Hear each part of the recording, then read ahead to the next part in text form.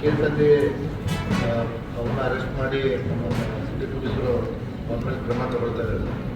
ಅದರಲ್ಲೂ ನಿನ್ನೆ ಕೂಡ ಶಿರೂರದ ಒಬ್ಬಳು ಮಹಿಳೆ ಸುಸೈಡ್ ಮಾಡ್ಕೊಳ್ಳಿ ಸರ್. ಇದರಲ್ಲಿ ಕಾರಣ ಏನಂತಂದರೆ ಬಡ್ಡಿ ಅನ್ನೋದು ಇವುಗಳ ಹೆಸರಲ್ಲಿ ಸಾಲ ತೊಗೊಂಡ್ಬಿಟ್ಟು ಅರ್ಧ ಅವ್ರಿಗೆ ಕೊಡೋದು ಅರ್ಧ ನಾವು ತೊಗೊಳ್ಳೋದು. ಉಳಿದಕ್ಕೆ ನಾನು ಏನು ಮಾಡ್ತೀನಿ ಅಂತ ಹೇಳ್ಬಿಟ್ಟು ಫಸ್ಟ್ ಒಂದು 2-3 ತಿಂಗಳು EMI ತುಂಬೋದು. ಆಮೇಲೆ ನಿಮ್ಮದಿದ್ದಾಗ ಇವ್ರಿಗೆ ನೋಟಿಸ್ ಬಂದು ಇವರು ಅದರಿಂದ ಮಾನ ಮರ್ಯಾದೆ ಹೋಗುತ್ತಂತ ಹೇಳ್ಬಿಟ್ಟು ಮಾಡ್ಕೋತಾರೆ ಸರ್.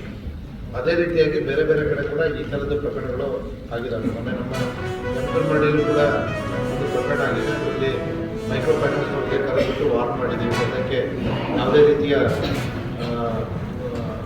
ಕಾಟ ಕೊಡಬಾರ್ದು ಅಂತ ಹೇಳಿ. ಇದರಲ್ಲಿ 2 ರೀತಿಯಾದ ಸಮಸ್ಯೆಗಳು ಕಾಣ್ತಾ ಇದ್ದೀವಿ. ಒಂದು, ಮೈಕ್ರೋ ಫೈನಾನ್ಸ್ ಇನ್ಸ್ಟಿಟ್ಯೂಟ್ನಿಂದ SSGಗಳ ಥ್ರೂ ಸಾಲ ತಗೊಂಡು ತೀರಿಸದೇ ಇರುವಂಥದ್ದು. ಇನ್ನೊಂದು, ಚೀಟಿಂಗ್ ಆಗುವಂಥದ್ದು ಸರ್. ಈ ಚೀಟಿಂಗಿಗೆ ನಾವು ಆದಷ್ಟು ಅವೇರ್ನೆಸ್ ಕೊಡಿಸೋದು ಮತ್ತು ಸ್ವಲ್ಪ ಮಟ್ಟಿಗೆ ನಮ್ಮ ಜನರಲ್ಲಿರ್ತಕ್ಕಂಥ ದುರಾಸೆ ಕೂಡ ಕಾರಣ. ಈಗ ಯಾರೋ ನಿಮ್ಮ ಹೆಸರಲ್ಲಿ ಲೋನ್ ತೊಗೊಂಡು ನಾವು ತೀರಿಸ್ತೀವಿ ಅಂತಂದಾಗ ಅದಕ್ಕೆ ಅವರು ಯಾವುದೇ ಕಾರಣಕ್ಕೂ ಒಪ್ಕೊಳ್ಬಾರ್ದು ಸರ್.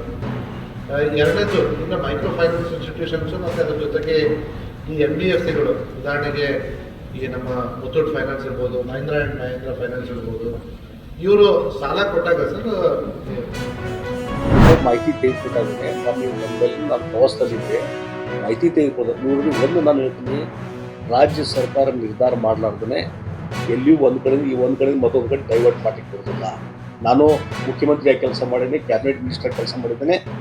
ಇವತ್ತು ಜಿಂದಾಲ್ ಐತಲ್ಲ, ಅವ್ರಿಗೆ ಎಲ್ಲಿ ನಾವು ಒಂದು ಮತ್ತೆ ಹೇಳ್ತೀನಿ, ಅದು ಸರ್ಕಾರ ನಿರ್ಧಾರ ಮಾಡಿದ ಮೇಲೆ ಜಿಂದಾಲ್ದವರು ಇದ್ರದ್ದು ನಮ್ಮ ಕೃಷ್ಣಾ ನದಿಯಿಂದ ಆಲಮಟ್ಟಿಯಿಂದ ಅಲ್ಲಿಗೆ ಜಿಂದಾಲ್ ನೀರು ತೊಗೊತಾ ಇದ್ದಾರೆ. 2-3 ಡಿಸ್ಟ್ರಿಕ್ಟ್ ದಾಟಿ ಮೊದಲು ಅಲ್ಲಿ ದೊಡ್ಡ ಕೆರೆ ಮಾಡಿದ್ದಾರೆ. ನಾನು ಬೇರೆ ಟೈಮ್ ಕೊರೋನಾ ಟೈಮ್ದಲ್ಲಿ ವಿಸಿಟ್ ಮಾಡಿದ್ದೆ ಜಿಂದಾಲಕ್ಕೆ. ದೊಡ್ಡದೊಂದು ಕೆರೆ ಮಾಡಿದ್ದಾರೆ, ಅಲ್ಲಿ ನೀರು ಸಂಗ್ರಹ ಮಾಡಿದ್ದಾರೆ. ಅದಕ್ಕೆ ನಾನು ಹೇಳುವಂಥದ್ದು, ಇವತ್ತು ನಮಗೆ ಏನೋ ತೊಂದರೆ ಆಗಿ, ನಮಗೆ ನೀರಿನ ತೊಂದರೆ ಆಗಿ ಮತ್ತೊಬ್ಬರಿಗೆ ಕೊಡುವಂಥದ್ದು ಆಗಬಾರ್ದು ಯಾವಾಗಲೂ.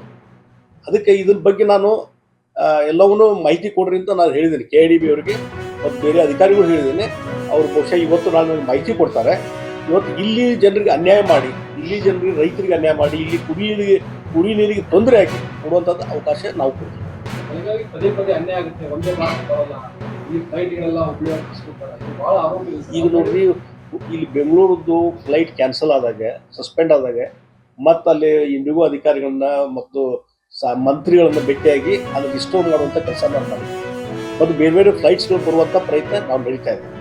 ಒಂದೇ ಭಾರತದ್ದು ಇನ್ನೂ ಪ್ರಯತ್ನ ಪಟ್ಟಿಲ್ಲ. ಮಾನ್ಯ ನರೇಂದ್ರ ಮೋದಿಜಿಯವರಿಗೆ ನಾವು ವೈಯಕ್ತಿಕವಾಗಿ ಭೇಟಿಯಾಗಿ ಅಭಿನಂದನೆ ಸಲ್ಲಿಸಿದಾಗ ಅವ್ರಿಗೆ ಮತ್ತೆ ಇದನ್ನು ಒಂದು ಮೆಮೊರಾಂಡಮ್ ಕೊಟ್ಟಿದ್ದೇನೆ, ರಿಟರ್ನ್ ಮೆಮೊರಾಂಡಮ್ ಕೊಟ್ಟಿದ್ದೀನಿ. ಅವ್ರ ಗಮನಕ್ಕೆ ತೊಗೊಂಬಂದಿದ್ದೀನಿ. ಅವರು ಅದ್ರ ಬಗ್ಗೆ ಪಾಸಿಟಿವ್ ಆಗಿ ರೆಸ್ಪಾನ್ಸ್ ಮಾಡ್ತೀವಿ ಅಂತಿದ್ದಾರೆ. ಈಗ